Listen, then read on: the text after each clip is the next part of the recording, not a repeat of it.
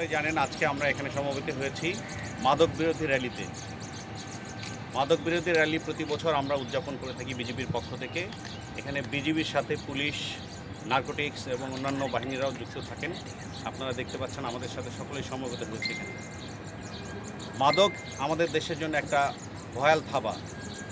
আমাদের দেশের ছোট ছোট শিশু থেকে শুরু করে সকল শ্রেণীতে মাদকের বিস্তার ব্যাপকভাবে দেখা যাচ্ছে ইদানিং। তো এরই ধারাবাহিকতায় আমরা এই মাদককে না বলুন এই মেসেজটা সকলকে দিতে চাই। শুধু বিজিবি, পুলিশ বা র্যাব দিয়ে এই মাদককে নির্মূল করা যাবে না। আমাদের সকলকে সচেতন হতে হবে। আমাদের ঘরে যে সন্তানরা আছে তাদেরকে সচেতন করতে হবে এবং এভাবে আমরা যদি মাদককে না বলতে পারি সকলেই, শুধুমাত্র এই না বলার মাধ্যমেই কিন্তু আমরা মাদক বিরোধী সমাবেশ যেটা হচ্ছে আজকে বা র্যালি হচ্ছে এটার আমরা পূর্ণ সফলতা পাব।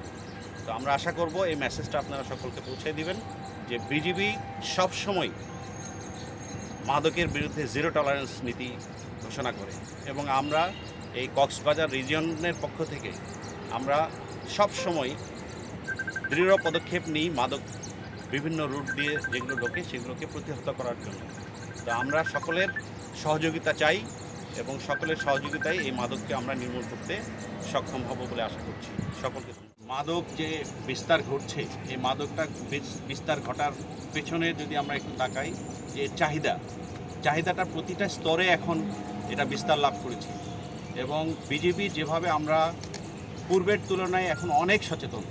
আপনারা নিজেরাও জানেন যে আগের থেকে এখন আমরা মাদকের বিরুদ্ধে যে পরিমাণে ব্যবস্থা নিয়েছি, গত বছরের থেকে এই বছর প্রায় দ্বিগুণ পরিমাণ মাদক আমরা ধরতে সক্ষম হয়েছি এবং এটা আমাদের সবসময় জারি থাকবে। বাট আপনার যে প্রশ্নটি স্পেসিফিক্যালি যে কেন আমরা এটার সম্পূর্ণ বন্ধ করতে পারছি না, এখানে আমাদের আসলে এই কক্সবাজার রিজিয়নের যে বেল্টটাতে আমরা জানি যে মায়ানমার থেকে ইয়াবা ঢোকে এবং এই ইয়াবার যে ব্যবসা এটা একটা বিপুল অঙ্কের ব্যবসা।